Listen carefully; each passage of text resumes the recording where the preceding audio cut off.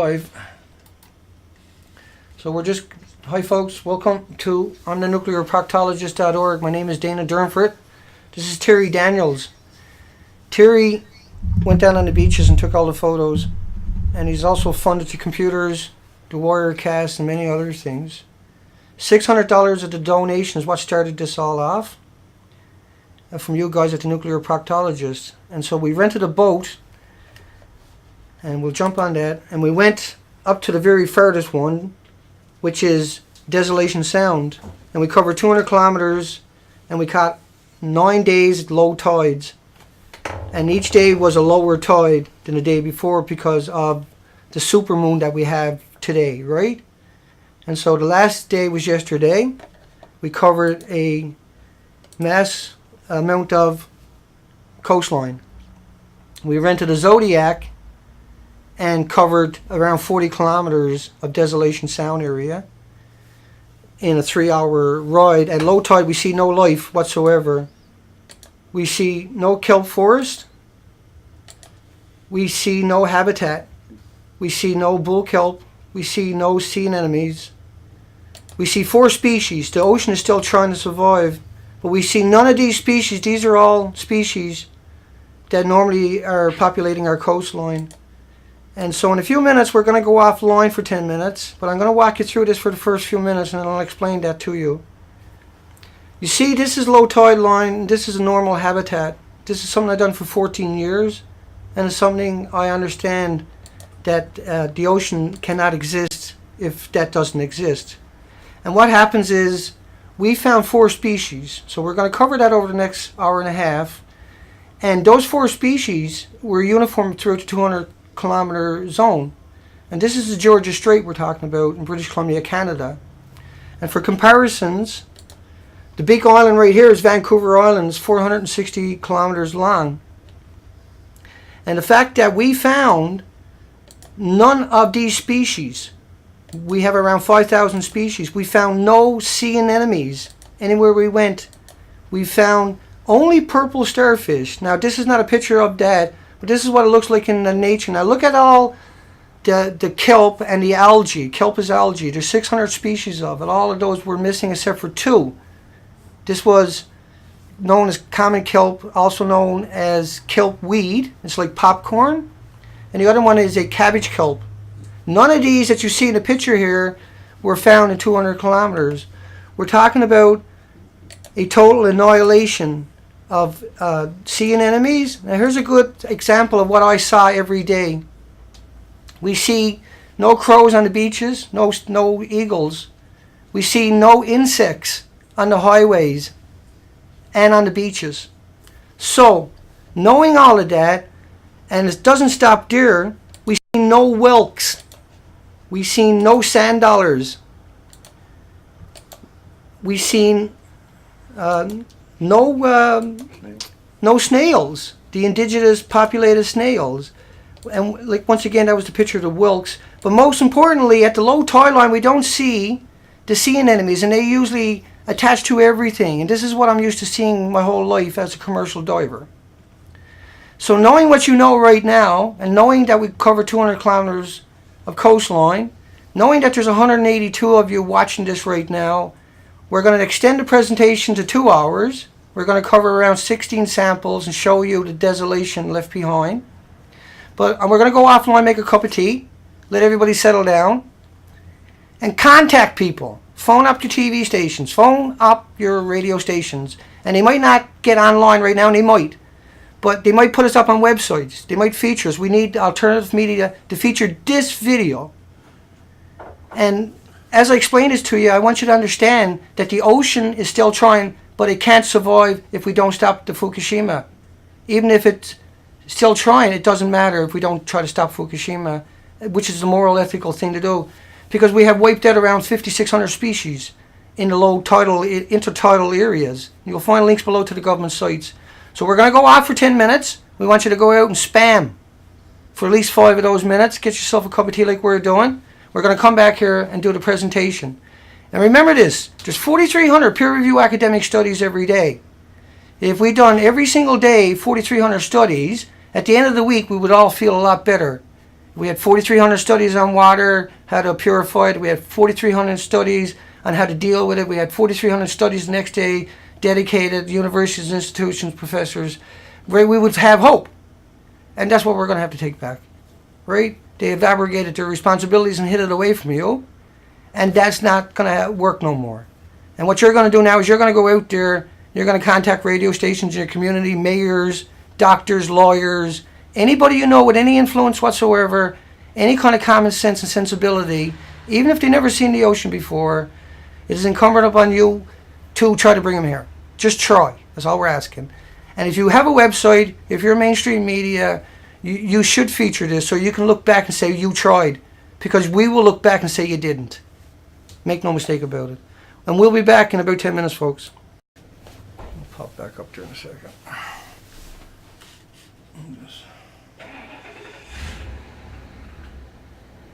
Just hit the refresh. It should be streaming. It'll quiet down here in a second. I'm just waiting for the stream to pop back up on the other screen, and we'll get started. We're going to go through. I'm just waiting to make sure I show up. I'll refresh that page. Make sure everything is working for you guys. That's ratchet just pulled out. And should show up here any minute. We took a 10-minute break here so people can call up people. And I'm just waiting for anybody to recognize us to say, yeah, you're back. Okay, we're back. By the looks of it. Double check. That's ratchet just pulled out. Yeah, okay, here we go again. If you're having a problem with the stream, we're streaming at 1280 and 720. And so lower your quality a bit and your computer will work a bit better if you don't have a dedicated graphic card. Just a quick synopsis and retake on what we covered in the first couple of minutes while we're waiting for people to come back. Is me and Terry, we covered a roughly 200 kilometer stretch of the Strait of Georgia. And what we were looking for was the indigenous marine life. We took samples along the coastline for 200 kilometers over 9 low tide periods, and we found no life outside of 4 species. We found no bull kelp anywhere. We found none of the vegetation. We certainly found none of the sea anemones, which is the green you're seeing over there. We found no sun starfish. We found none of all the, you see those stalks? They should show up on all the rocks on the low tide, and those sea anemones should too. This is a typical scenery. These tidal pools should be full of life. And around the rocks up close it would look like that. Totally full of life. And the dried up sacks you see, they're the big sea anemones. And when they flower, and you'll see them at the low tide line everywhere you go in British Columbia. And when they flower, they'll flower up. You'll see them a lot of the times looking like that. But underwater, once the water goes around them, these little sacks will expand up. But they're very visible at the low tide line. And so we'll move ahead. And here's some brightly colored ones that are typical of tidal pools along the coastline at low tide. We covered 9 days of low tide, the lowest tide each day.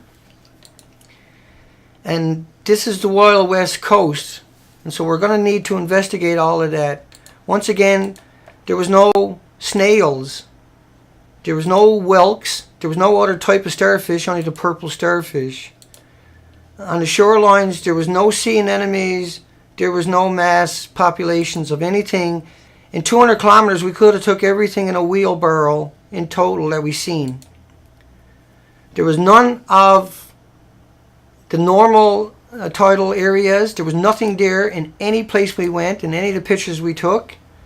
There's over 600 species of algae, and there's, I think, 94 species of sponges. None of the sponges were there. Up at the high tide line, there was none of the sea anemones, and there was no kelp grass in most of the places. There was some of this left, but there was no sea anemones whatsoever. At the supermoon we had yesterday and last night with a 1.8 foot tide up at Gibson's Molly Reach, We were expecting to see some kinds of marine life in those areas, and we see nothing. We never seen any insects in the entire time except for maybe 4 flies. We've seen probably 5 or 10 wasps and bees in total in 200 kilometers. None hit our windshield when we were on the highway. None were embedded into the grills. These kelp forests, I used to dive in these kelp forests and get tangled up. And I used to describe it like being caught in a spider web. And I would take the regulator in my mouth and chew through the kelp to free myself up. And that's not a joke. I used to spend 6 hours a day. And it's all, I'm intimately, I have an intimate knowledge of the ocean year after year, 315 days a year, up to 6 hours a day on the ocean floor. I consider myself a connoisseur of Mother Nature. And these are familiar sights to me. And at low tide, I expect to see these. In 200 kilometers, we never seen any of these.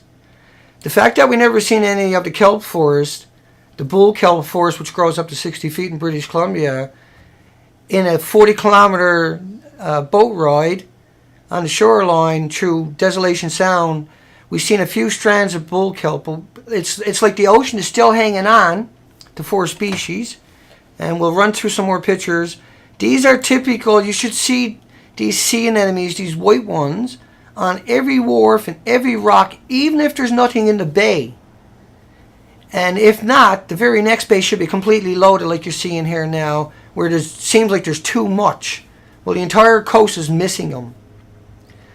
And so these are filters. Do you see the little flowers that they're putting out? Right? So when they're dried up, let me get a handle on where I'm to here. And so I can explain that to you. This is what they look like underwater. This is what they look like when the tide goes out, right? If they're in that area. And so we never seen that or this anywhere at any time. We never seen any Clintons. And there's quite a few different variations of those. We never seen, the tidal pools had nothing in them, 0, that a bird will starve to death on any of the beaches. So the migratory animals, the 140 species that normally depend upon the low tide and the migratory mud flats and everything else, there was nothing there. We need to go out and reinvestigate with high quality. So we're getting up to that part, what we done real soon here. There was no hermit crabs anywhere on any of the rocks. There was no snails, there was no limpets, there was no nothing. It was devoid, and we're going to show you all that coming up. This is what normal habitat looks like to me and every other commercial diver in British Columbia. I also dove the Atlantic eastern seaboard extensively, and I spent most of my life doing that. I did spend a lot of my life picking sea urchins because that was a huge industry. And so even in the shallowest waters, these will stick out. And you see the kelp in the background on the rocks. This is the normal, what you expect to see everywhere you went. And you would expect to see some of these big starfish. The habitat down just below the surface, just below the low tide line, is actually the low tide line, or the top 30 feet high tide line, low tide line, is the nursery of the ocean, is the better way to put this to you. This is where all the little itty bitty creatures are going to hang out, where all the oxygen, and the ocean comes in and crashes and liberates the oxygen from the molecules and the atoms, or hitting the coastline. And this is where it's just rich oxygen, and that's why it's considered the nursery. The first 30 feet also gets the colors. After that, you get shades of gray, and what that translates into is photosynthesis in the ocean, at the top part of the ocean. And that biohabitat is missing, and we're almost to that point right now. Once again, I want you to really understand the significance of not seeing the 60, 70, 80 species that are indigenous to British Columbia water of sea anemones. Not seeing them is the only red herring anybody really would need if they're a marine biologist, a fishery officer, or anything else. And when you cover 200 kilometers of coastline that is notorious for being pristine, and these are all the samples. Now let's jump into what we done. We went all the way up the Molly's Reach, and so just for Molly's Reach is around where I'm to right now. We're moved around a bit because we got Terry here, and Terry was out on all the beaches. Terry done all the walking, hurt his ankle, kept going regardless. 9 days, low tides. The last tide we tried that we got up, left here at 4:30 in the morning, and we never missed one. We understood. Here's another shot of me on groups at Wakefield Beach, and we're coming to all of that now. And so let's get started, folks. Now this is outside of Lunn. This is about 2 kilometers south of Lunn, and that's this side, south of Vancouver side of Desolation Sound. And let me bring you back that chart so I can give you some context. So I gotta pull my hand back. At the top up there is Desolation Sound. And so when you come back, I can't reach up there because my fingers will disappear. But you can see a name up there. It says, I can't even read it. But the top of that island, basically, on the shoreline, is the sample. And I know this is rushed and everything because we got so much to get through.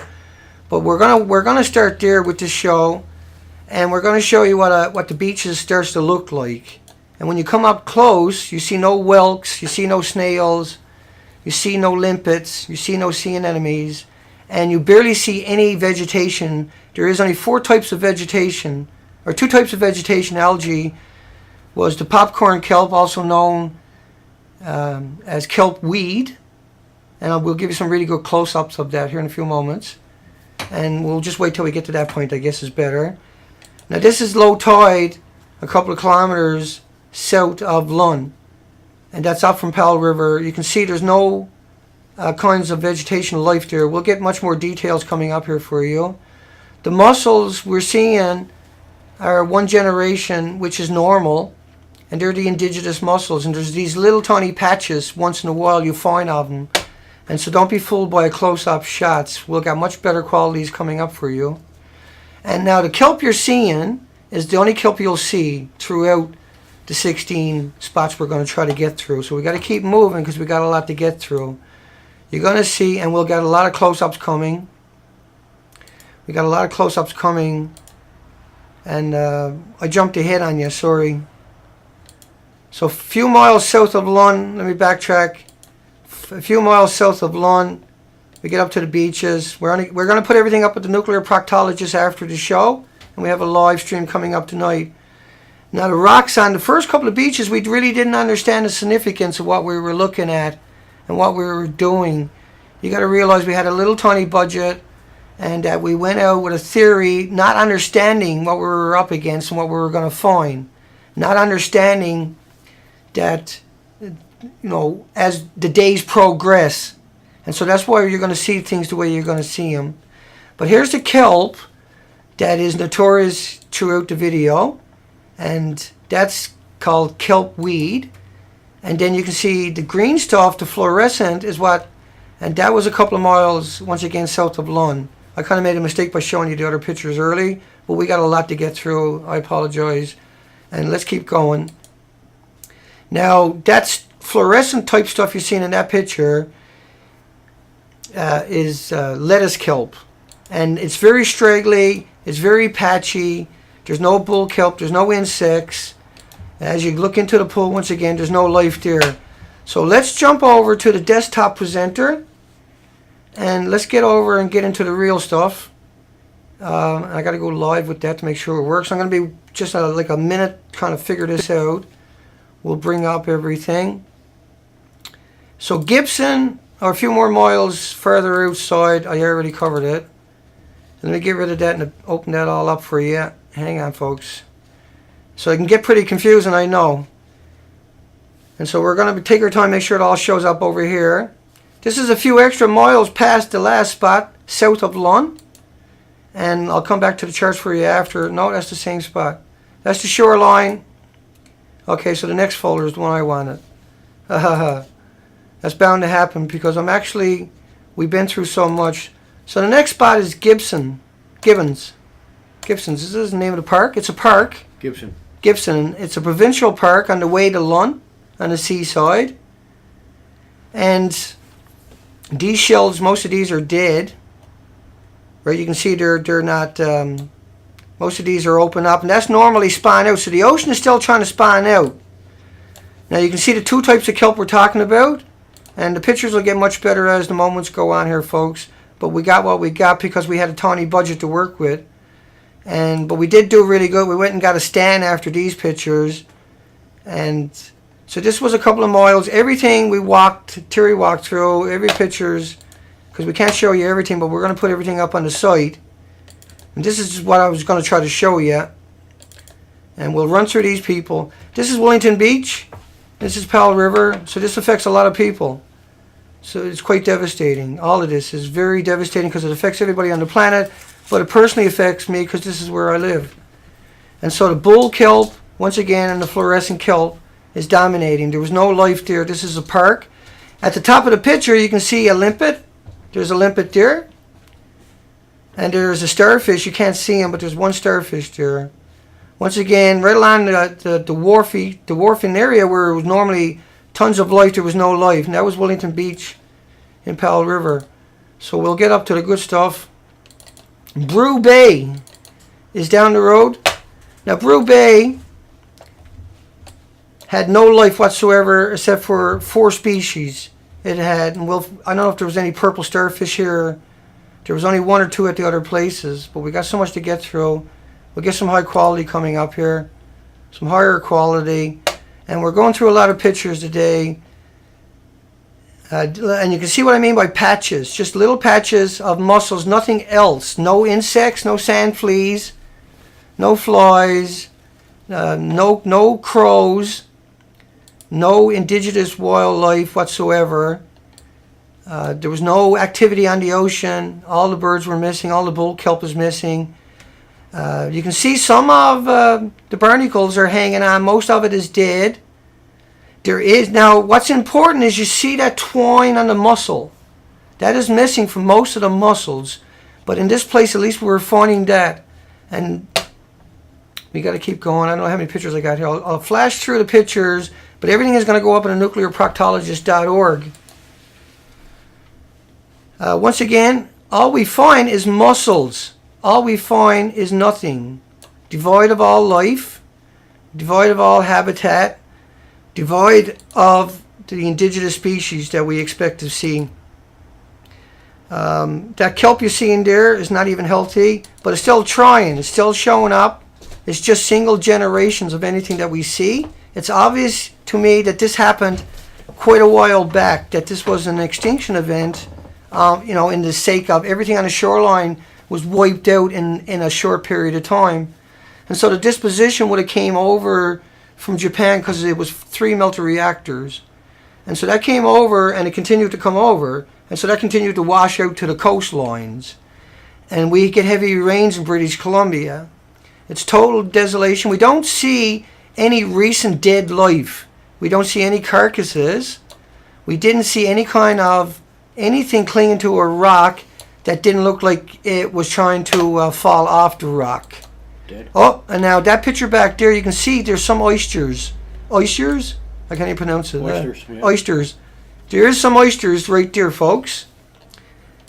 And you can see some mussels are hanging on. Some of the bigger mussels, they were unusual. We didn't see them anywhere else. And the name of this place was... That's in Gibson's. No, that was, hang on, I'll get the folder up. That was Brew Bay Road. Oh, yes. Brew Bay Road. But the Pylands never had no sea anemones, no starfish, no kind of life. It just had the same thing everywhere you went. Everything was devoid of life. There was no whelks, no snails. There was no limpets. There was none of the normal indigenous critters that I'm used to seeing my whole life on the ocean. So we'll switch off that and keep going. And we've got lots here. As we go further down the road, we look harder. That's a little bit further down the road. That's another popular beach I usually go to. And I didn't clue in like everybody else until the last 9 days when it really struck home for me in the boat ride. That's where we clued in. And you can see it's totally devoid. And if you don't know what that looks like, we'll run back to the Wirecast for a second. And we'll show you what some of that life should look like. On the shorelines, you would expect to see at low tide lots of these little types. There's all types of these snails. They are very dominant. In the tidal pools, you would expect to see a very rich and vibrant. You would expect to see all kinds of sand dollars. You would expect to see all kinds of starfish, all kinds of sea anemones, and you would expect to see them hanging off the rocks in large groups. Let's keep going. We'll go live back to the desktop presenter. Let's roll through another bunch of these. This was a few miles down the road. These are all pristine places in between parks. And we got a lot of parks we're going to cover. Public parks here right along for 200 kilometers. And that's what Desolation Sound is all like this. No different whatsoever. And we got videos of that. We'll be posting that up on Beautiful Girl by Dana. I can't put that up on the Nuclear Proctologist, but I will link to over from there to those videos on the same site you're probably watching this on, or linked over. And as you can see, we work with a $300 camera, and we work with a $300 boat ride, and everything else came out of Terry's pockets, literally and figuratively, including food and fuel, transportation. And we're not saying nothing, we're just letting you know the budget we had so you can understand the quality and the things that we've done in more context. But the enormity of it is what drove us. We wanted to find life so we can say, instead of there's a total extinction, that there's serious life still living and we need to do something immediately, because we know how big of a range it was. Each day it became more surreal to get up in the morning. It became more surreal to drive down to these beaches. Now, this kelp, really good shots, Terry. You done a good job on that. I left you out of the conversation up to now. But you're the guy who walked out here, Terry. And you had to work like a dog just to find mussels. You had to work like a dog just to get pictures of a couple of starfish that will be coming up here. And there's a seagull here coming up in this picture. We'll jump ahead to that picture. And it'll look a bit funny to people right here. Where's that seagull to? Is he in this picture? Yeah, here he is. He's out there by himself, and he's surrounded by 4 species. There's no other species, no insects, there's no marine life. This is prestigious areas. These are gorgeous, absolutely unimaginable, gorgeous area. And I thought it was striking, utterly striking, this picture right here. This picture right here where he just looks at the water. To me, that really symbolized everything I've seen in any bird that I had saw in 9 days. There wasn't very many of them. We can put all the birds we saw, all the mussels we saw, all the starfish we saw, in 200 kilometers for sure, in the back of a pickup truck. Most likely in a wheelbarrow. And it's really something shocking. Yesterday we hardly talked on the way home from the end. And let me explain something to you. What you're seeing here, there should be insects. There should be entire communities just right there in that little tiny spot, just in a 5-foot patch. You shouldn't be able to count the different life there without spending a whole lot of time there. And there's zero. It's zero. The rocks are naked. Right around the tidal pools, there's nothing gripping onto them. Little tiny things are trying to hang on. But Fukushima is not going to allow that to last. And it's probably going to kill everything out there, but it can't come back. It won't kill. It might leave something out there somewhere and it can repopulate. You think about a lingcod can lay, or a codfish can lay 700,000 eggs. You think about how the ocean is a soup of life, and under normal circumstances, if you were to have a freak act of nature that wiped out the coastline, the ocean, the soup of life, would repopulate it immediately. And so when you go there, and right across the board, there's nothing. But you see how that kelp is actually healthy looking. A lot of the mussels, even though they're patchy, they're trying. And so we have to try. We have to stop the lying, the madness, the maniacal lying from the apologists have led us to this. And the fact that journalists haven't bothered to call them out on it or to stop it, and they allow it, right? And now we need, at this stage now, we have to go look at the rest of the coast. We have to assume that the entire Pacific Basin, America, Canada, Alaska, everything, Vietnam, everything is going to have these same probabilities. And you can go down at low tide and take pictures. It's that simple. And if the life is missing, than we have it across the board. But the 26,000 islands up here that I dove year after year, well, I'm going to have to go back there. I'm going to have to go back there. We're going to have to launch an expedition, and we'll keep going to go up just so we have hope. So we have to know, because this is not localized, because what the ocean does is it repopulates it. If you went down to a beach that was full of life and plowed it all off, the ocean, the soup of life that it was, would populate that with babies in a matter of weeks. Everywhere you went, you see baby sea cucumbers, baby snails, baby mussels, baby sea anemones. You would see it every square inch, massive. This is what I've done all my life. And that's what makes the difference between my story and everybody else's story is I intimately understand that deer, what you're looking at, right, there's nothing there. But when you look at it in real perspective, and I'll bring up some pictures, right, those tidal pools should look like that. Even out of the water, it should look like that. See? Right? The faunas, the floras, and everything should still vividly stand out. Even in the shallow pools, the sea anemones would blow themselves up.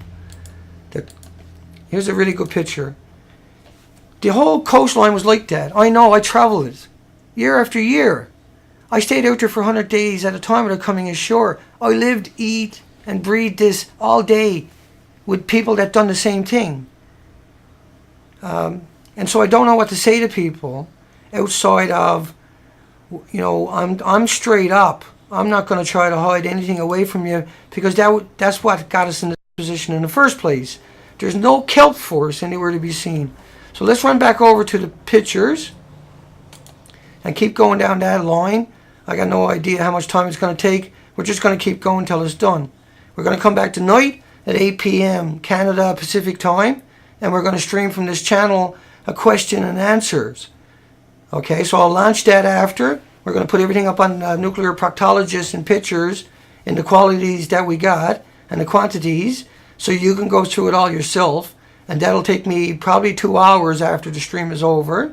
And then tonight we can have a debate about it. Terry's going to be back tonight, and Terry will get more to say. But we have to tell the story. Terry's been listening to this and repeating it himself now in the last couple of days. So we'll run over. I'll make sure I got everything lined up. Hang on. What am I supposed to do here? Picture. Okay. Let's jump to another beach. A couple of more grabs of this. As you can see, as Terry verified, and Terry's word is good enough, I don't need the pictures. But Terry got all the pictures. Right? And look at the life there. What's left there is crumbs. It's just crumbs. It lived there before at some point, but it's not there now. Right? Okay, let's keep going. Let's keep going, folks. Back to another one. Like I said, I can't do everything today, so we'll put it all up on the site so you can get through it on your own time. This is Sultry Bay Park. Hang on, make sure I get the right name there. Yeah, Sultry Bay, that's a provincial park. And the next one is up, so that's down close to the ferry terminal. Let me go back and give you some context. Just hang on. I'll give you some context with a picture. So that's down, that's up. Got to get my finger back. So that little island right there, about the top end of that island, about five dots back, somewhere around that area. We'll put it all up on the website with some better details, and we'll have a cleaner pictures for you, everybody to be able to look at after. So let's go back to the presentation and keep going. Let me get that out of the way. Now we're at Sultry Bay Park. That's the name of it. And there was a starfish there, purple. That's the only starfish that we seen was purple. I'm not sure what's going on there. And you can see the little tiny life around it. There's a little snail there, and a little snail there, and a little snail there. And there's a little tiny bit of sea anemones. This is a $300 camera we're using. And you can see there's nothing in these little pools. They're not the cleanest, but we got them for you. But you can see the life on the rock. It's void and missing. See? Everything is void. It's just the remnants, the skeletons of what used to be there that should still be there. Now that popcorn kelp you see in, what I call popcorn kelp, is called kelp weed, if you're looking for it. So it was the purple starfish, the kelp weed. You can see a little bit of sponge one of the 80 and 90 species of sponge is still there. The ocean is still trying to hang on. But we're only talking altogether maybe 10 or 15 species, right? And very tiny amounts of it that we're finding. Very trace amounts of anything that we're finding. Here you can see there's a few whelks. Hang on, I'll blow it up for you. And I kind of lost the scroll. We'll drag it up. Hang on, folks. Right, we got a couple of whelks. That is such a rare picture. Those whelks are very, very rare. But the least they're trying, the least they're hanging on. We've got to stop that radiation. Because right now they're going to disappear. Nobody can doubt that. Because what goes on is every minute there's a plume. 1,440 minutes a day. And every day there's a plume. After 132 days, because every day, 24 hours, at 2 miles an hour, the plumes are dispersing and spreading out. But because they're accumulative. And because of the way they work. And because of all the lies you've been told that we try to help you. So that's an encouraging picture. That is so encouraging to see these little whelks. Because I can guarantee you, you won't see them just about everywhere else you look. It's just these rare, very tiny, spotty areas. And that's why we need super high quality equipment. And we probably might need to get an arc and go out and start grabbing this stuff. And so we're talking about an enormous operation all of a sudden that we had no concept before that was necessary. But we truly are talking about a apocalyptic event for the Pacific Ocean. Cancer takes 5, 10, 15 years to manifest. I think mammals and humans, we've still got time to coexist with the coastline. But I don't know for how much longer. What we need to do is start exploring and confirming and getting better quality images and, you know, a better way to, I don't know if we can do any better than what we done. I don't think anybody can go out there and beat what Terry done. Terry fought me and argued about staying longer and getting pictures. And I was, no, Terry, let's keep going. We got to hit the tides. We got 9 days to cover all of this distance. And we can come back. But we can prove it with what we got. But the first couple of days, we really didn't get it, Terry. No, we did not. No.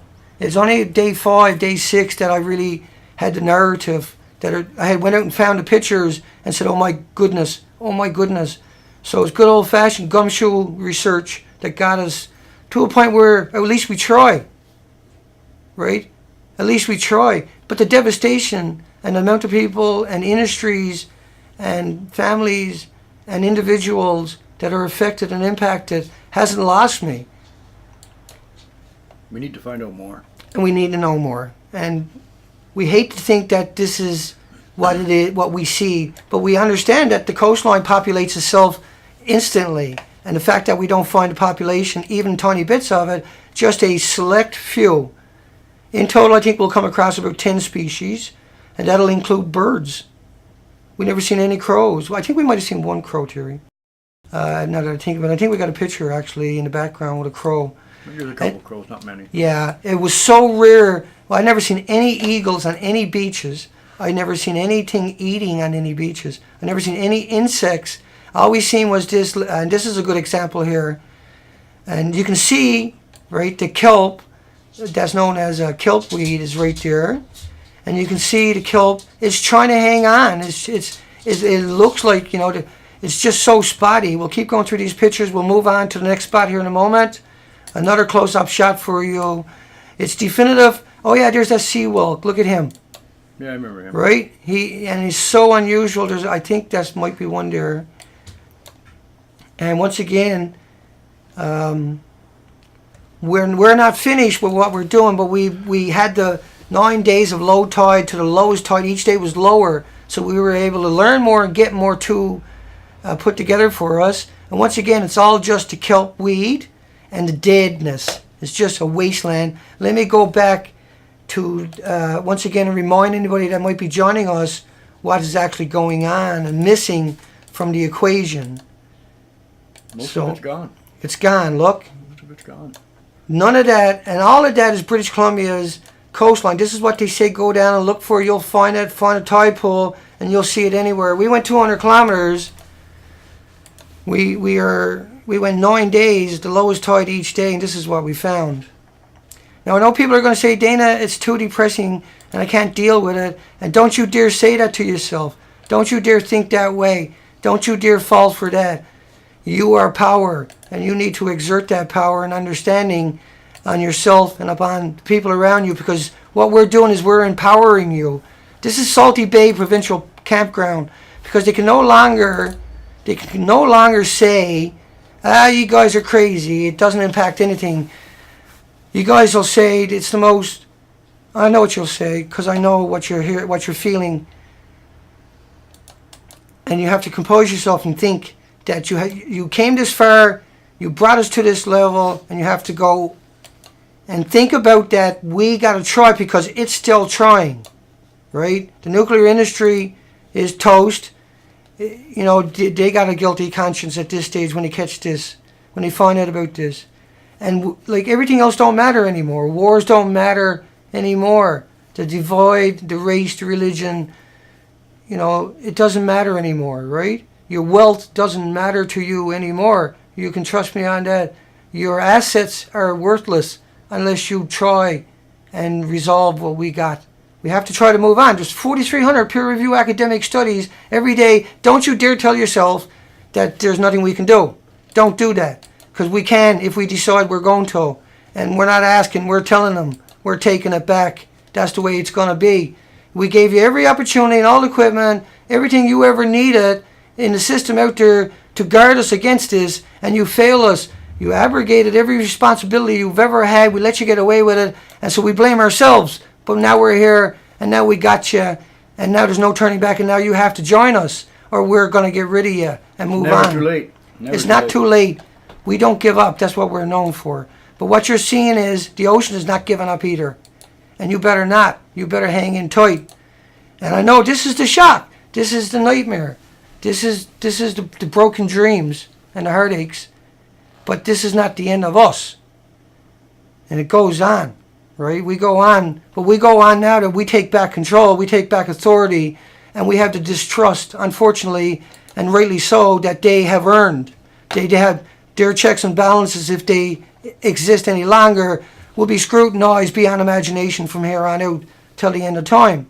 We can name the starfish now. You can name the starfish on the beaches and remember the names, yeah?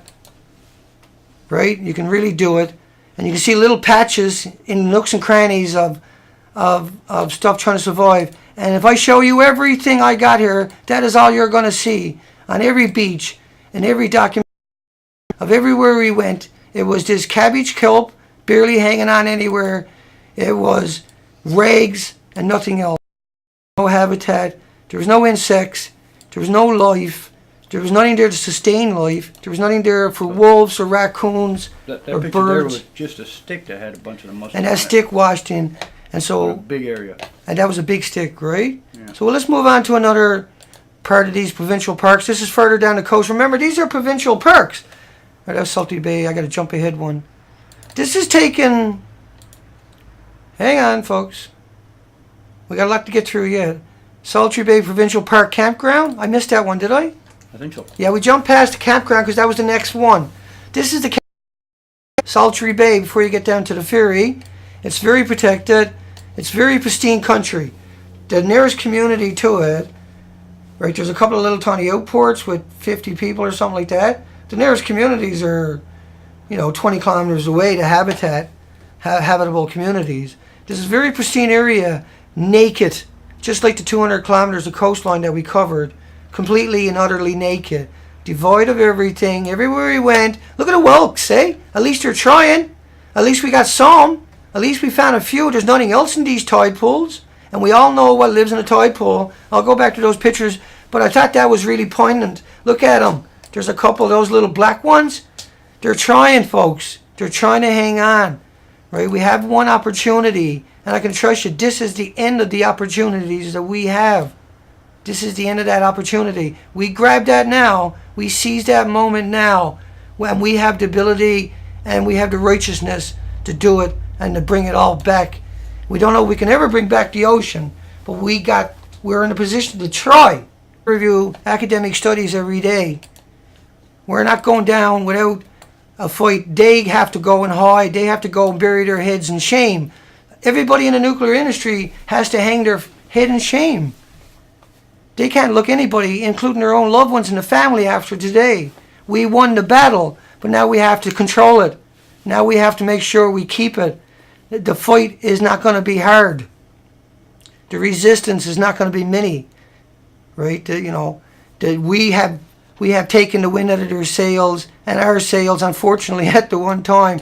But we have this opportunity now, and that's what we're doing, right? We're coming out.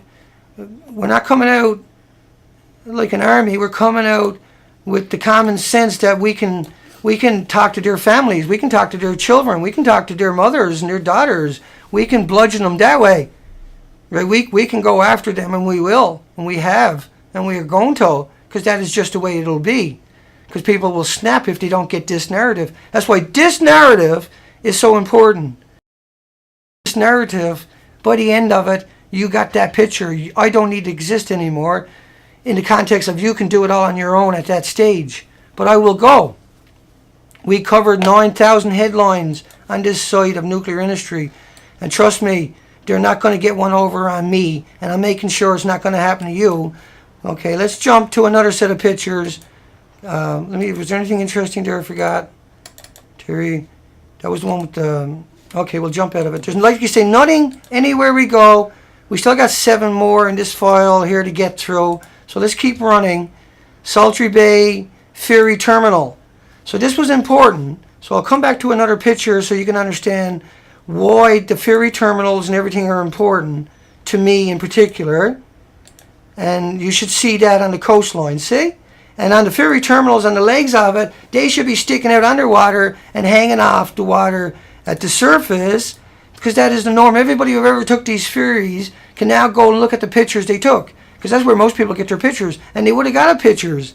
Anybody over the years, and everybody in the academic community and the scientific community knows what I'm telling them is true. Nobody can argue with me. Nobody can argue with the pictures Terry took, because they're good enough to tell the difference.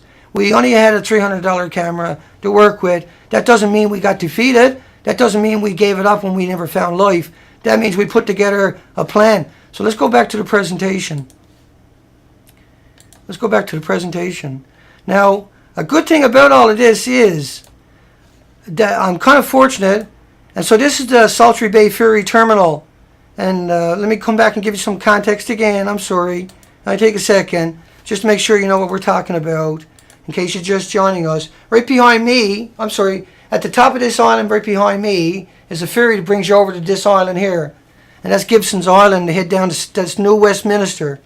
And this is all supposed to be prestigious Straits of Georgia material. Let's go back to the presentation. Make sure I'm live before I try to do it. And so Sultry Bay Ferry Terminal didn't have anything on its shorelines around the ferry terminal. It's had the same thing we found for 200 kilometers. There was nothing on the pylons, right? And remember, this is a couple of days before the supermoon, so the tides are super low. As you can see, there's nothing there.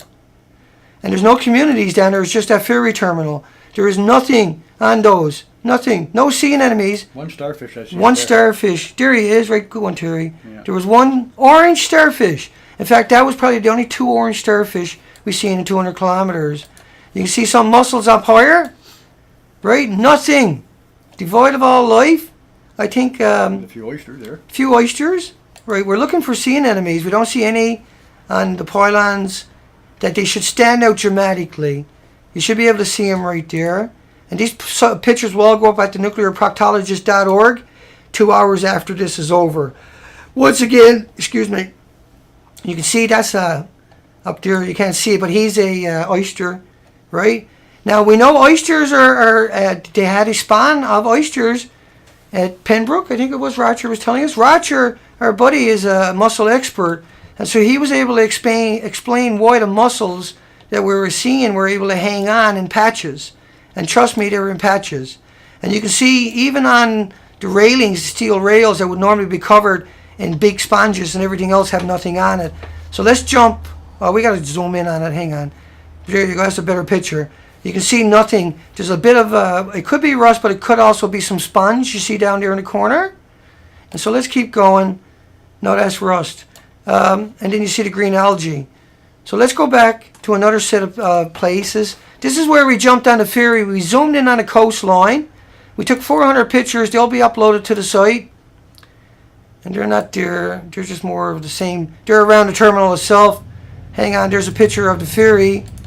I think. Picture of the ferry. What do we got here? We zoomed in on the shorelines as we're coming around the points, and there was nothing there either. It was the same vegetation, the same desolation. And so what we done was we done the best we could with a $300 camera, and we zoomed in on the entire coastline every opportunity, and we got some pretty good shots, enough to tell. And we're going along the ferry. We got 400 of these.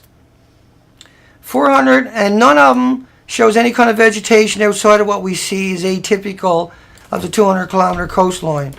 I'll motor through it all for us.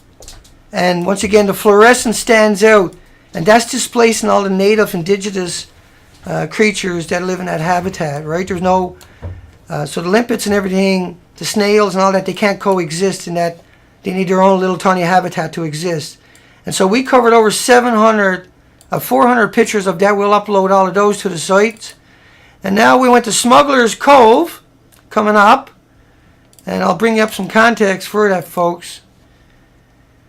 And I know we're going through it pretty hard, pretty fast, pretty devastating. 200 miles of coastline. This is Vancouver Island, 460 kilometers. This is a 200-kilometer zone we covered. And we're going over to the islands behind me. We took the ferry over. See that big island up there, the big dot, the red dot, the long one? Well, the ferry terminal comes around that point, and then the dot behind it is where we come onto the island. And then as you come out, the first dot is Smuggler's Cove kind of area. It's just meant to be a representation of it.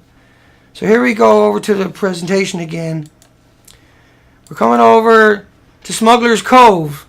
And Smuggler's Cove, it was like everywhere else. There was no insects on that highway. We found no insects in 200 kilometers of roads, none smashing into our windshield, none into the bumper. There was none on the shoreline. There was no other types, anything crawling around like sea fleas. There was no interaction with birds. There was no crows. It was utter devastation. This is in Smuggler's Cove, and it was the same thing. This is the one where I kind of got impatient with Terry. Terry went out of sight, and I yelled out, "Terry!" I'll show you the picture, probably where he was too. It zooms in. So he was down getting these pictures because that's what I told him to do. And now he's down there getting the picture because I told him to go down there. And now he got to put up with me yelling, "Come on, Terry, let's go." Because when I went down in the wheelchair to the edge, and I yelled out to Terry originally. I said, "Is there anything there, Terry?" He said, "No." And after thinking about it for a minute, I was like, we need to get, because we had one tide to cover 80 kilometers, so we had to go spot to spot to spot. And we just got defeated at the end of it. We went all the way to the end. And so let's go, let's jump back and cover some of these spots here where I left off. Just the kelp weeds is all we found. And we found the kelp. And once again, you know, Terry went down and was adamant that he had to get at least a couple of high quality pictures before he was going to put up with me rushing them on these particular shots, because we had one tide, 80 kilometers to cover, and you can only drive, it's all nooks and crannies at 40 kilometers an hour, lots of traffic, and I wanted to get across that island before the tide come up too high. And so this one in particular was the one I rushed Terry on, and we just, there was no life there. I was defeated, but I got my second win back. And let's go over, that was Smuggler's Cove. We did find a starfish. Terry, you found one. That's where I was yelling at you. Here's Terry on the beach. He's looking around. That's just total fucking chaos. Excuse the language. Okay, we went on to Pender Harbor. We found a bunch of starfish, which gave us a little bit of hope. Look at that. That was the only, in 200 kilometers, the only time we saw that. Once again, we done it on a small budget. We rented a high-powered boat for 3 hours, covered Desolation Sound, and it was desolation. There was nothing. Well, then we took $300, got a camera, and then we went all along the coastline because we realized in absolute horror that we had no choice now but to document it. And that took us 9 days of low tides, catching the lowest tide each day. That's Terry's shadow. And all is there is the same thing. Look, and that was Pender Beach, and we had hope. Look, there's purples everywhere, but the 63 other species of starfish are missing, right? Sorry, let me get that back up for you. and the 63 other species, and then the 56 other species of the indigenous population. Look how low that tide is. If it wasn't a really low tide, we wouldn't have seen them. But everything else is just vegetations and vegetables. Let's get to the next one. We never stopped. I was at it all night. I never slept. We've been at it all morning to get this just even, and that's why we're using the desktop presenter, because I can't get through it all. I still got stuff on the computer and the Wirecast to get through before we give it up. Okay, this was Sargent Bay Provincial Park. Sargent Bay Provincial Park, for context, you can see it. Let's bring it up a little bit better for you. That's right around where my finger is area, right? On the island right behind my head here. So we're at the bottom of the 200. The top part way up at the top is Desolation Sound. It's 200 kilometers down to where I am right now with my head is too. And we went all the way down to there. And let's go back to the presentation, because that's all I can say, folks. I can't get emotional, and I can't get anything. All the steam is taken out of me. It's all taken out of me. I got no wind left in my sail. I just want to get on with solutions. I want to get on with exploring the rest of the coast with real equipment. I want to document everything we went through all the way up. And then I want to assume that the rest of the country, I'm going to hope, that's all I got, is that we can stop the reactors and at least it might come back. But if we don't stop it, if we don't stop Fukushima, there is no hope for that. 50% of the oxygen, the biggest ocean on the planet, 200 miles of pristine, 200 kilometers of pristine coastline, it all looks the same. It has nothing. It has the kelp, it has the cabbage kelp, the kelp weed, the purple urchin, and what's the other one? I can't even remember. I haven't shut up. Here we go. Keep going anyway. Here's your kelp. It's very patchy, very tiny. No matter what we found in 200 kilometers, we could have fit it all in the back of a pickup truck, when you shouldn't be able to fit it in 1,000 transport trucks, 1,000,000 transport trucks. You got to remember that low tide area is the nursery of the ocean, and the ocean is broken, and that's why it didn't repopulate. Right? It's as simple as that. The links below are to all the government websites. It's not even trying, and it all got wiped out at the one time. It all got devastated at the one time. Everything is naked.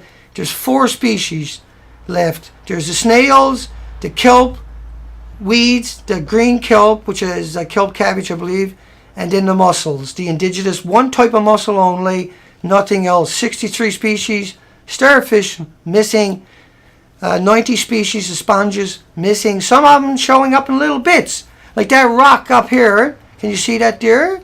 That rock right there. There's little sponging going on there. There's some on that. See, there are these patches. The ocean is still trying. It's still trying. But because these plumes are going into the ocean and they hid it from us, and they're sending the homeless in there to stop it, and they're not even trying. They're dumping it into the ocean today and yesterday and the day before because they know what we're doing. They want to get it all, dump it all off the site before the opposition says you got to take your money and do something ethical. They're saying to hell with you. They're dumping it into the ocean. They know what's going on. They know all of this is missing. We're just finding out. And to me, we got to go the rest of the way. We just can't stop here. All these pictures will show up on the nuclearproctologist.org. I don't care. I'm going to go every day because I got no choice now. All my hopes and dreams and my, are long gone, same as Terry's. And this kelp weed is just one generation. That's all you're seeing. You're not seeing old generations. Look at these purple starfish. That's all you're going to see. You're not going to see another type of starfish. Let's hope they survive. And if they don't, so if those 4 species go, there's nothing else. That's why there's no crows. That's why there's no insects. That's why there's not enough deer to feed anything unless they want to live on 4 pieces of food, when they should be living on 5,000 opportunities and 600 types of algae. And all we see is 4, up to 10, if you count the little tiny itty bitties, and we do, because that's all we got to go on. Let's go to our next spot. You can see it. The kelp is still healthy, but all the other kelps, all the bull kelp, that is normal and typical and atypical of the entire coastline. And let me reinforce that for you, because I dove in this all the time, every day, day in, 315 days a year. This is what I understand. And this is habitats where birds will dive underneath it and feed on the kelp stalks where all the creatures will live. And this is what I'm used to. 6 hours a day, right by myself on the ocean floor working. This is what I understand. And what's missing is something I'm very intimate with. And that's why we're doing what we're doing today. And that's why we're begging you. That's why I begged you at the beginning of the video to contact people that have influence and status and TV stations. Somebody there must have some moral or ethical. Somebody must be able. I know that you would rather have some institution come out and tell the story. I know all of that. I get all of that. They're liars. But that no one will trust you again. You have to tell our story. That is the issue. And I don't like it any more than you do. Trust me. I don't want to be sitting here. I don't want to be known as this guy today. I really don't. And Terry is not sitting here but he's sitting here because he understands you need something, right, to understand that there's not me, right, that we went out together and this is our story. There's no bullshit. And that ocean does not look anywhere, at any places. It resembles nothing like what we're seeing 3.5 years ago. It was like that 3.5 years ago. Every spot that I showed you was like that 3.5 years ago. Every single spot. And they got wiped, all of them got wiped out to one time. And that accounts for the lack of whelk, shells, and mollusks. That accounts for all the missing limpets. These are usually, every rock is, my whole life, I've always said if I had a berry picker, I can fill the boat up with whelks or snails. And I can't find one. And people are going to say that this is not an issue and that this never happened. Then you need to take back what is yours, right? So let's keep going. I think everybody gets it at this stage. I don't think I need to drive that point home quite so much. But you got to understand we're breaking this story. Wakefield Beach access. That's the ones you see me stood up with my sticks, and that's a pretty rare picture, folks. You got to realize what we done here is I spent 15 years in a hospital bed in a wheelchair, and I can't stand normally more than a half an hour doing anything. And we just went 9 days to the point where we were in the truck yesterday. Terry was going to get out just so I could have the seat, but it didn't make any difference. I have a pressure relief mattress. But there's a dead starfish, look. There's nothing else there. And there's a fly. Do you got any idea? If you knew how rare that insect is, if you went with us, that would be iconic of the entire trip. None hit our windshields. I think we counted 3 or 4 or 5 altogether insects, maybe 10. We could fit every insect we seen in a tumbler, in a 1-ounce glass. That includes on the shoreline. That includes everything that crawls. And so the game is over, see? We are in serious trouble, no matter what we do from here on out. But what we can't do from here on out is more of this. And so we have to go out and verify it with extremely quality material, equipment. Like, we're talking about a huge operation. And so that's why I'm saying it to you, because I'm stunned that the only way we're going to have a resolution, is we do it ourselves. And we can't no longer not do it ourselves. And I don't want to do this. I don't even know if I'm capable. I know I have the ability, I have the history, I have the litany, I have the skills, right? And I have Terry, who's well versed. We have Roger, who ran Mussel Farm, his own mussel farm for 25 years, is well versed. He's on the ocean every day. So we have skippers, we have divers, but to do this we need cameras underwater to drag along the coastline at the same time, because you only got a 2-hour low tide a day to go in and explore all this. We need a huge, massive budget. We can't trust them. We have to go out, we have to be the check and balance, because they're going to go out and they're going to show us old pictures. We want to stream it out live, 1,440 minutes a day, never off, always on. And if we can get to that, the foundation that we can create has a chance. We can leave something. But right now, folks, I'm telling you, it's not a game. It's not a game. We didn't do what we done because we were hoping, against hope, that we could find something. Here's seashell. I missed all of that. Terry, I got no idea what I done with that. I must have put it in. I'll find it in a second. Gibson's Ferry Terminal. Gibson's Ferry. There's nothing on that side of it, of the ferry terminal.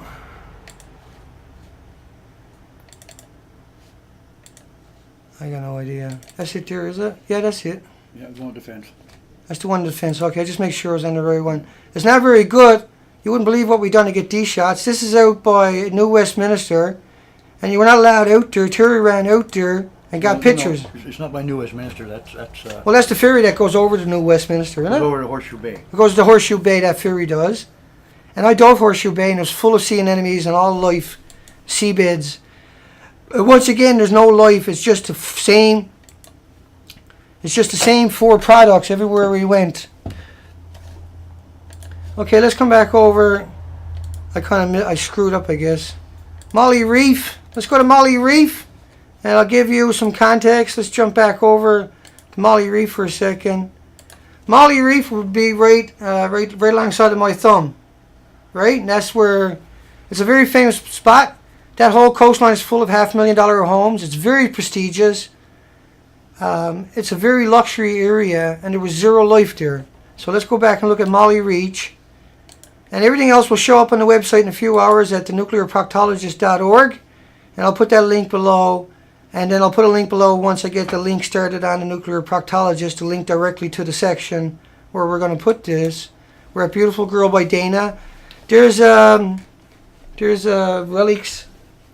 That's one of Relics' boat, wasn't it? Is that what that was? I think it's part of it. I see Original Punisher mentioned last night. He was in the boat and got pictures. Right? He went and got that. I can't even pronounce it. So that's Molly Reach. It's very iconic. It's a very well-known place. It's a very wealthy area. And like some of these places, I'm not surprised to find much life, right? There's the marina there at Molly. But that's the marina. But we're surprised not to see any sea anemones on these whatsoever, or any life there whatsoever. And so that confirms everything is going to be the same. We took that because it's iconic, and we never bothered. You got to realize we're racing along the coastline, and we're going down all these duds trying to get at beach access. And so we need a boat to go along the whole coastline of Canada and record it with high quality and upload it all the time, preferably live, and at least preferably every few hours. And we need more than one or two people doing it. We need more than one boat. We're talking about 26,000 islands, but we need to make a consensus along the coastline. And right, you can see a few. And we need the truth. A few whelks, a few limpets have survived there, and that's about it, though. And everything else is the green, fluorescent, just very sparse, and the other 5,600 species are all missing. So these are all, underwater at the tides, and you can see there's only two algae there, the green, trying to get a hold there. That's just trying to get a foothold here, and the other one is, I always have a hard time with the kelp weed. I have a hard time saying that name. And then here's a crow. That was the crow I was talking about. That was the only crow we seen in 200 miles on a beach. He looks hungry. And he's starving. There's nothing there. There's no insects. No kidding. There's nothing there to chew on. I got 5 thumbs, 5 thumbs down. 5 thumbs down for showing you the truth. 5 people out there decided that they were going to turn their back on the entire planet, on everybody and every creature and every human. 5 people done that. That is despicable. Fucking disgusting. That is disgusting. You people should be absolutely ashamed. Absolutely, you should be humiliated. Your family should be humiliated of who you are to do that. 5 thumbs down. And I'm showing you the fact that's backed up. How dare you? How dare you insult me? Do you got any idea the significance of what we've done here? Do you got any idea that everybody else that we paid to do their job had failed you to this point, that we had to take $600 and do it ourselves with nothing? And somehow we're the bad people because it's better now than later. Am I wrong? Do we wait until it's completely all gone and then say it's all gone? And by the way, so are you. Is that what we do? We wait. Right now there's no insects on the shoreline. There's no insects on the highway along the shoreline. And I'm not saying this I'm open with you. You can go look yourself. Anybody and everybody, every fishery department along the way tomorrow can go out and prove me a lawyer. Go out and prove me a lawyer. But make sure you put out where you were to so I can come and prove you that you're actually a lawyer. Because I got everything to lose and nothing to gain by anything I'm doing. I'm doing this because I got no choice, because you won't do your jobs that we paid you to do. How dare you do that to me? How dare you insult this entire planet by doing that? The only chance we got to get this message out. And somehow I'm the bad person. Somehow you have to hold on to something to finish off the rest of the planet? Don't do that to me again, please. It's completely uncalled for. All we're doing is showing you documentation. You can go to any university and you will find out that all of it is well known. That they know all the life that is there, and that everything I'm showing you is correct. And that I have nothing to gain. Let me show it to you. You need to understand that. You need to see it for its reality, and for its simplicity, and for its longevity. That's been long before we showed up. That was like that. Long before we showed up. Long before we showed up. This was a thriving, and it was up to 3.5 years ago. And it all went extinct in a short period, because it's all missing. There's nothing left there. It's trying to regain. But it can't, because it's still hemorrhaging out. It can't, because we won't try. It can't, because we can't have this debate until the day till we put this out there. And you can't hide from it no more, because anybody can walk down to a beach and look themselves. Right? I mean, isn't that what makes us different today? Is we know it's there. We can go to any institution and they'll say, oh yeah, it's every title pool is like that, sir, ma'am. And you say, no, it's not. And what have you done? What have you done to us in order to keep a job and a pension? What have you done to your own children? Now they can't even look you in the face anymore. Your friends, your wives, your parents can't look you in the face anymore without being disgusted. Nobody can look at you anymore without being disgusted, because you knew what you done. You knew what's happened. You know what's going to happen. And you knew that if we didn't come out and try, at some point it'd be too late. And that's why you done what you done. So you can have another paycheck. So you can pretend you're a hero. So you can pretend that you're somebody special. So you can go around and pretend. That's all you done. You hid it from us. And $600 tore that lawyer apart, didn't it? $600 and one person who walked down on the beach and took the picture and took the money out of his own pocket and made it happen. Tonight we're going to come back. Tonight all we're going to talk about is in the conversation section. Tonight we're going to answer continuously, as long as you're asking questions that we don't cover. We're going to cover them for you. And so that we can have a debate after this, after today, right? Because we need to have a debate. We don't need anger. We don't need revenge right now. We need resolve, and we need action. Right? We're going to bring that to you the best we can. You got to understand how humbling it is to be here today and tell you this and show you this and try to even articulate this, and how stressful the last 9 days have been.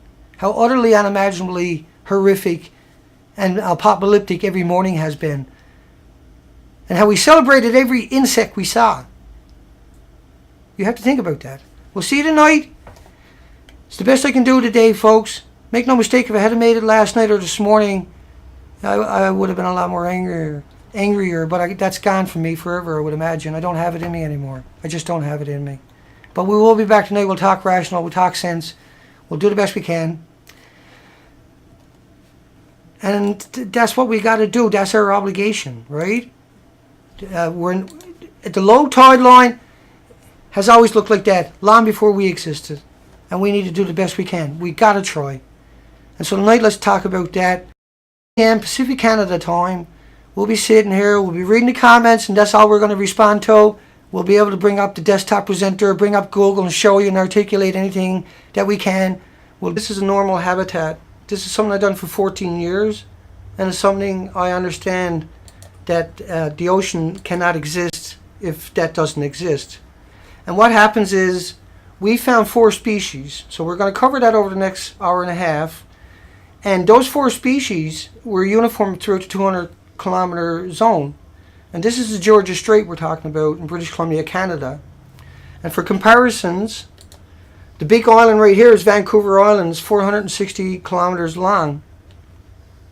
And the fact that we found none of these species, we have around 5,000 species, we found no sea anemones anywhere we went.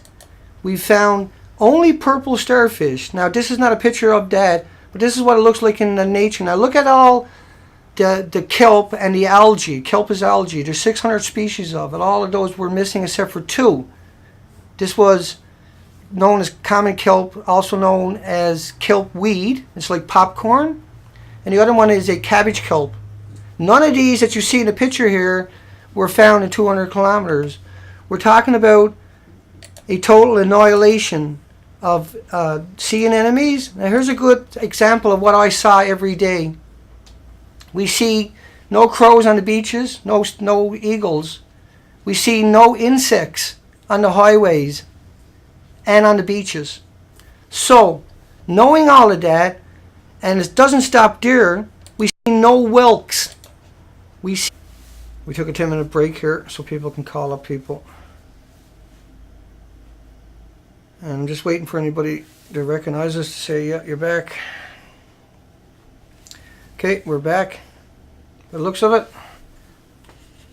Double check. That's Roger just pulled out.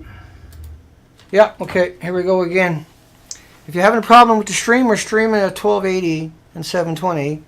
And so lower your quality a bit and your computer will work a bit better if you don't have a dedicated graphic card. Just a quick synopsis and retake on what we covered in the first couple of minutes while we're waiting for people to come back. Is me and Terry, we covered a roughly 200 kilometer stretch of the Strait of Georgia. And what we were looking for was the indigenous marine life. We took samples along the coastline for 200 kilometers over 9 low tide periods, and we found no life outside of 4 species. We found no bull kelp anywhere. We found none of the vegetation. We certainly found none of the sea anemones, which is the green you're seeing over there. We found no sun starfish. We found none of all the, you see those stalks? They should show up on all the rocks on the low tide, and those sea anemones should too. This is a typical scenery. These tidal pools should be full of life. And around the rocks up close it would look like that. Totally full. We've seen no sand dollars. We've seen no snails. The indigenous populated snails.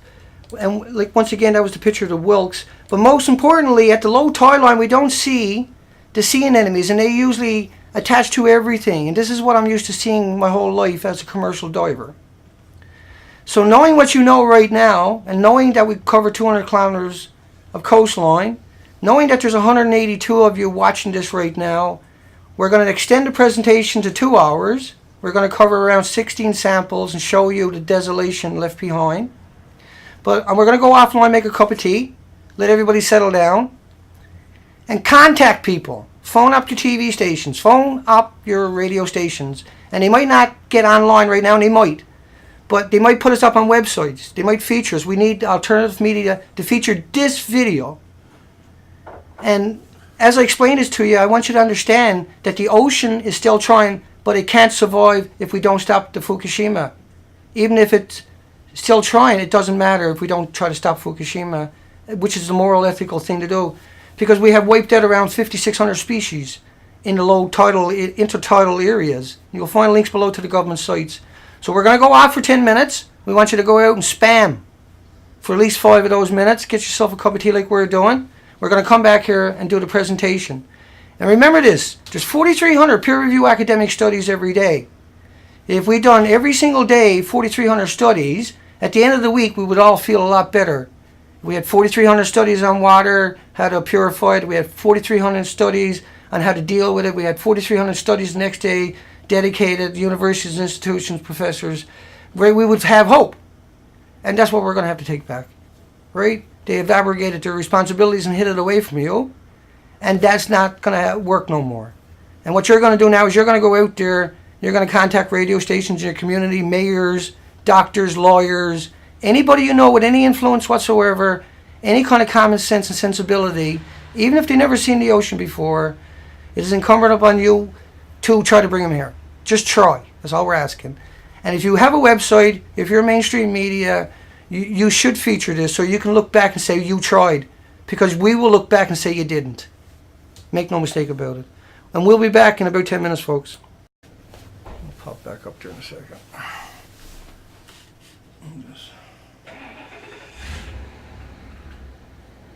Just hit the refresh. It should be streaming. It'll quiet down here in a second. I'm just waiting for the stream to pop back up on the other screen, and we'll get started. We're going to go through. I'm just waiting to make sure I show up. I'll refresh that page. Make sure everything is working for you guys. That's ratchet just pulled out. And should show up here any minute. Live. So we're just, hi folks, welcome to on the nuclearproctologist.org. My name is Dana Durnford. This is Terry Daniels. Terry went down on the beaches and took all the photos, and he's also funded the computers, the Wirecast, and many other things. $600 of the donation is what started this all off from you guys at the Nuclear Proctologist. And so we rented a boat, and we'll jump on that, and we went up to the very farthest one, which is Desolation Sound, and we covered 200 kilometers, and we caught 9 days at low tides, and each day was a lower tide than the day before because of the supermoon that we have today, right? And so the last day was yesterday. We covered a mass amount of coastline. We rented a Zodiac and covered around 40 kilometers of Desolation Sound area in a 3-hour ride. At low tide, we see no life whatsoever. We see no kelp forest. We see no habitat.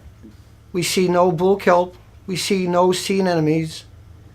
We see 4 species. The ocean is still trying to survive, but we see none of these species. These are all species that normally are populating our coastline.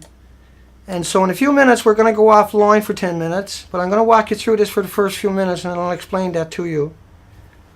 You see, this is low tide line.